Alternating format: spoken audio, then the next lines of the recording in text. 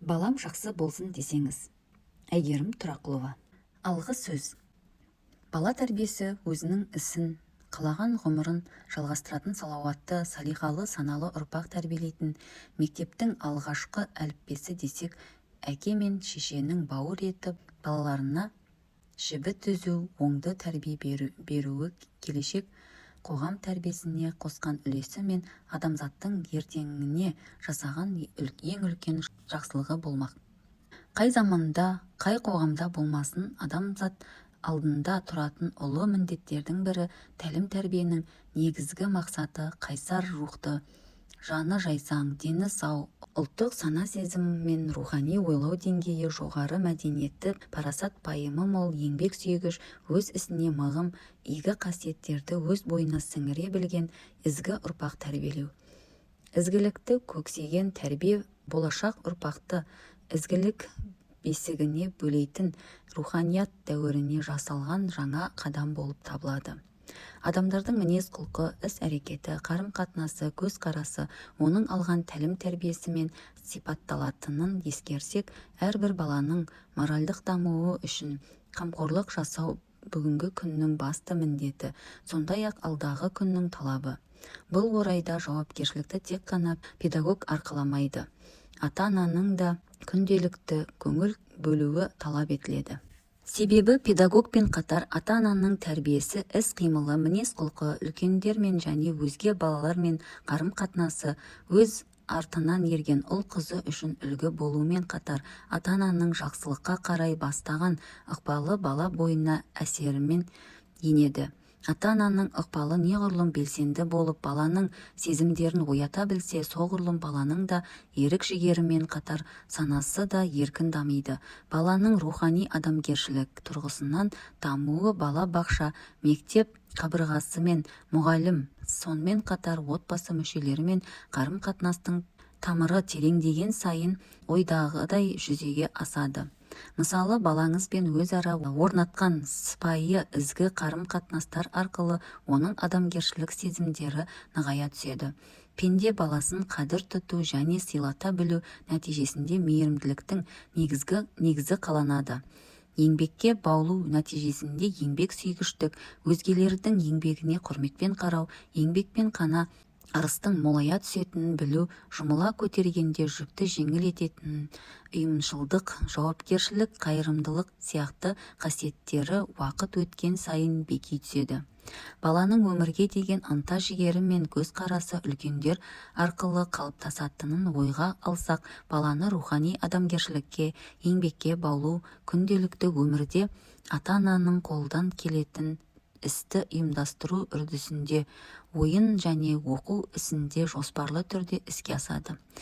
Міне, құнды қасиеттермен қатар рухани адамгершілікке бай адамды қалыптастыру сәбидің дүние есігін ашқан кезінен басталуы керек. Осы тұста ұлт педагогы Мағжан Жұмабаевтың мына сөзін келтіре кеткен орынды. Жас бала, жас бір шыбық, жас күнде қай түрде иіп тастасаң, есейгенде сол иілген күйінде қатып қалмақ.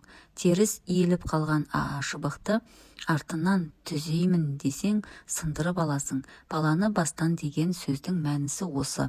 Тәрбие деген баланы бетке қақпай, бетімен жіберу емес, яки отырса басқа, тұрса аяққа ұрып, көп бала қылып өсіру де емес, баланы тәрбие қылу, тұрмыс майданында ақыл мен әдіспен күресе білетін адам шығару деген сөз. Қалса өзін асса барлық адам баласын адал жолмен өрге сүйрейтін ер шығару деген сөз. Тұрмыста түйінді мәселелерді тез шеше білетін, тұрмыстың тұңғиық теңізін қалың қайратпен кеше білетін, адалдық жолға құрбан бола білетін, қысқасы адамзат дүниесінің керек бір мүшесі болатын, төрт жағы түгел кісі қылып шығару. Баланы мұндай адам қылу үшін тәрбиеші бар күшін, бар білімін жұмсап, жалықпай, шаршамай үйрете білу керек. Ендеше баланы жастайынан ізгілікке, мейірімділікке шақырып, тал бойына адамгершіліктің дәнін егуде, өз-өзіне деген көңілінде сенім ұялатуда отбасылық тәрбие үлкен маңызға ие. Ата-ананың ұрпақ тәрбиесі үшін жауапкершілігі заманнан заманға жалғасуда. Себебі ұяда не көрсең ұшқанда соны іледі деген халық нақылы бекер айтылмаған. Бала тәрбиесінің қыр-сырын жетік білетін ата-ана халық педагогикасында ғасырлар бойы қалыптасқан салт-дәстүрлерді, әдет-ғұрыптарды, ұлттық құндылықтарды жан-жақты терең білумен қатар осыларды дамытуға қадам басқан, өркениетті, мәдениетті қоғам тынысымен байланыстыра отырып, салиқалы ұрпақ қалыптастырудың барлық кезеңдерінде пайдаланғаны абзал. Себебі ата-ананың тәрбиесін, қоғамдық тәрбиенің қай саласы болмасын, оның орнын алмастыра алмайды. Бала нені білсе жастан, ұядан, өле-өлгенше соны таныр қиядан, деп Жүсіп Баласағұн бабамыз айтпақшы. Ата-аналар балаларының жеке ерекшеліктерін жас күнінен танып, соған қарай бағыт-бағдар тағылымды тәрбие берудің маңызы зор. Рас, алуан жүйрік бар, әліне қарай шабады дейтін алма ғайып заманда күнкөріс қамымен нан табудың жолында жүріп, өз тәрбиеміз түгілі ұрпақ тәрбиесіне келгенде самарқаулық танытып келе жатқанымыз жасырын емес. Өзіміздің үлгілі өнегеміз бен гуманистік белгінің ұшқыны бар әдептілігіміз бен сыйластығымыздан сый тартып, өзара игі қарым-қатынасымыз бен балаларымызға үлгі болуда кемшін соғып жатқан тұсымыз да аз емес.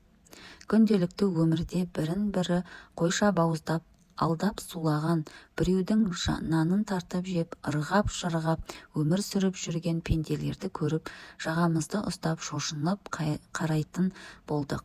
Алайда мұндай халге қалайша жеттік және бұдан арылудың жолы бар ма? Қалай бесігімізді түзеп ел боламыз? Осындай сұрақтар санамызды мазалағанда еріксіз жауап таппай қиналатынымыз анық. Демек, берері де сұрауы да мол тәрбие ісінде қадамымызды қия бастық. Осындай жазатайым қадамдардың нәтижесінде қатыгез, сұмпайы, арам пиғылды ұрпақтардың қатарын көбейттік. Ендігі жерде ізгі ұрпақ тәрбиелеу басты парызымыз. Қолдарыңызға тиеп отырған кітап «Баламыз жақсы болсын» десеңіз деп аталады. Жоғарыда айтып өткенімізде еңбектің негізі, мазмұны бала тәрбиесі игілікті іс екенін, береке бірлігі адамгершілікпен біте қайнасқан, босағасы берік, шаңырағы биік отбасы болудың маңызы зор дегенге саяды. Себебі бала тәрбиесінде берекелі отбасының ықпалы зор. Әке асқар тау, ана бауырыңдағы бұлақ, бала жағасындағы құрақ деген халық мақалына қайран қаласың. Осы мәні терең тәмсілдің мағынасын өріп әкеткен автор ата-ана мен тәрбиешілерге арнап құнды мәліметтерді жинақтап берумен қоса халық педагогикасынан дәйекті мысалдарды да алға тартады. Халықтық педагогика саласының әдістемелері, сондай-ақ ғибратты оқиға мысалдардың аясы көрініс беретін аталмыш еңбек оқырман көңілінің өмір мектебінен алынған қызықты да мәні терең ой толғамдарымен иіріп әкетеді. Педагогика саласында қалам тартқан Алаштың арысы Мағжан Жұмабаевтан бергі замандарға дейін бала тәрбиесі, халықтық педагогика турасында келелі еңбектер дүниеге келгенін білеміз. Дегенмен, замана ағысына қарай өмірдің тыныс тіршілігі де өзгеріп отыратынын естен шығармауымыз керек. Ғасырлар тоғысында өз сүрлеуін тауып, еңсесін тіктеп, етек жеңін жинаған еліміз тәуелсіздік алғалы төл әдебиетіміз жандана бастады. Бұл тұрғыда бала тәрбиесінде келгенде жаңаша толғақты мәселелер көтерілген, ерекше сипаты мен ерекшеленетін еңбектердің қарсы бірлі жарым екенін ескерсек, сый табақтай тартылып отырған «Балам жақсы болсын» десеңіз кітабы өзінің құндылығы мен жоғары.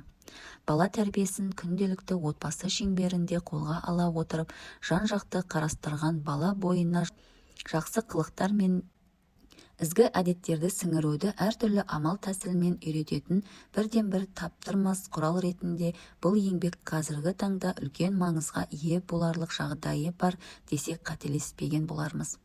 Бала тәрбиесі төңірегінде шығып жатқан басқа да еңбектерден өзіндік жазу стилімен әрі өзгеше ой-пікір, көзқарас тұрғысынан ерекшеленетін бұл кітап ата-аналармен қатар бала тәрбиесіне жауапты бүкіл педагогика саласының мамандарының игілігіне жарайтын еңбек боларына сенімім мол.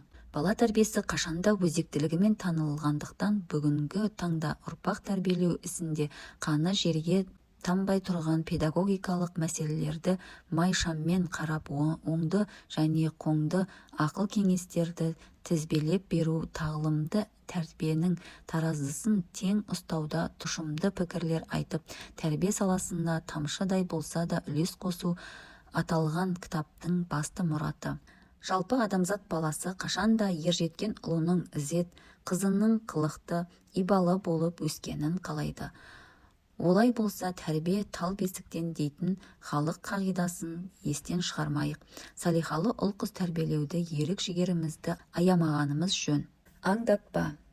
Баланың тәлім-тәрбиесіне қатысты тақырыпқа қалам ұшын тигізбей тұрып ой қорытып алу үшін жалпы тәлім-тәрбие деген не? Өскелең ұрпаққа қандай тәрбие беруге әзірміз? Бала тәрбиесіне қаншалықты көңіл бөлеміз? Тәрбие беруде ата-ананың рөлі қандай? Деген секілді сұрақтарға ой жүгіртіп өтейік. Бала болашағымыз. Баланың тәрбиесі келешектің тәрбиесі. Ендеше келешекте ойламау ақылды халықтың шаруасы емес. Балаға тәлім-тәрбие беруде мақсат мүддеміз айқын болмаса, санамызды соғып, бармағымызды шайнап қаларымыз анық. Сөзіміздің тамызығы болсын. Білім мен ғылым саласында жүрген мамандарымыздың түрлі ғалыми еңбектері, зерттеулері біраз мәселенің бетін ашқаны белгілі. Педагог ұстаздар мен тәрбие мамандарының пайымдауынша, бұғанасы бекіп, қабырғасы қатпаған жасөспірімдер мен балалардың арасында желді күнге өрттей өршіп тұрған көптеген шешімін таба алмай келе жатқан мәселелер ата-ана тарапынан балаға деген толыққанды деңгейде көңіл бөлінбеуінің салдарынан туындап отыр. Есімізде болсын, барлық кезең адам өміріндегі ең маңызды кезең болғандықтан әке-шешенің қылықтары өзін-өзі ұстауы, олардың іс-әрекеттері баланың санасына әсер етпей қоймайды. Сондықтан ертеңгі күні баламыздың бойынан жаман әдет, нашар қылық көргіміз келмесе, олардың табиғатын ерекше қадағалап, баламыздың қызығушылығы мен қабілетіне орай бағыт-бағдар беріп, әке-шеше болып бөлініп, екі түрлі мінез, екі түрлі тәрбие қалыптастырмай, баланың дамуы жайлы кең мағлұматтар жинай жүріп, баланың психо-әлеуметтік даму кезеңін ерекше бақылауда ұстауға тиіспіз. Мұның бәрін неге айтып жатырмыз? Жаңа нарықтық қатынастарға бағыт алған, жария саясатпен қадам басқан, көп ұлттық қоғамның тыныс-тіршілігіне араласуға қабілетті тұлға қалыптастыру тәрбие мазмұнын қайта қарауды талап етеді. Демек, ата-анаға қойылар басты талап баланы сонау құрсақта жатқан кезден бастап тәрбиелеуіміз керек. Себебі ана нені үйреніп, нені білетін болса, құрсақта жатқан бала да соны тез игеріп алатын көрінеді. Тіпті медицинаның өзі сыртқы дыбыс әуендерінің құрсақта жатқан балаға қаншалықты әсер ететінін әлде қашан дәлелдеп қойған. Бұл үрдісті атам қазақ әлімсақтан білсе керек. Ана денсаулығына ерекше көңіл бөліп, аттың жалынында, түйенің қомында жүріп ән айтып, күмбірлете күй тартқан. Сондықтан аналар бала бойға біткен сәттен бастап қазақтың ұлттық құндылықтарға бай тәрбиесін, әдет-ғұрпын, салт-дәстүрін бойға сіңіріп, қазақтың дәстүрлі ән жырын тыңдағаны абзал. Себебі ұлттық болмыс пен ұлттық тәрбие жас ұрпаққа сонау бесікте жатқан кезінен бастап ақ беріледі. Одан кейін дүние есігін ашқан тәрбие әр нәрсенің дәмін білгізіп, тамаша табиғатта серуендеп, жазира дархан даланың жүрек лүпілін сездірмеу керек. Ойын баласы болып, қалқанат болуға жараған шағында ойынына назар салып, әрбір ісіне қызығушылық танытып, суық қарамай, өзімізге жақын тартып, сыйлық беріп қуантып қою да оның рухани жан дүниесін байыта түседі. 13-те отау иесі деп балалық шақтың ауылынан албырттық кезеңге аяқ басқан шағында баланы өзімізбен теңдей көріп, өзара тағылымды сұхбат арқылы жалғызымызға ғибратты ой, тәрбиелі пікір дарытып, болашағынан үміт күтуіміз керек. Қайғысы мен қуанышын қатар бөлісіп, олармен әңгімелесу, дұрыс пен бұрыстың ара жігін ажыратып көрсету, реті келсе сыйлай білу, ұсыныстарын дереу жекіп тыйып тастамай құптап қою, жалған сөйлемеуге үйретіп, кесапатты емес шарапатты болуға шақыру, бала көңілі дана өмірге бейімдей түседі.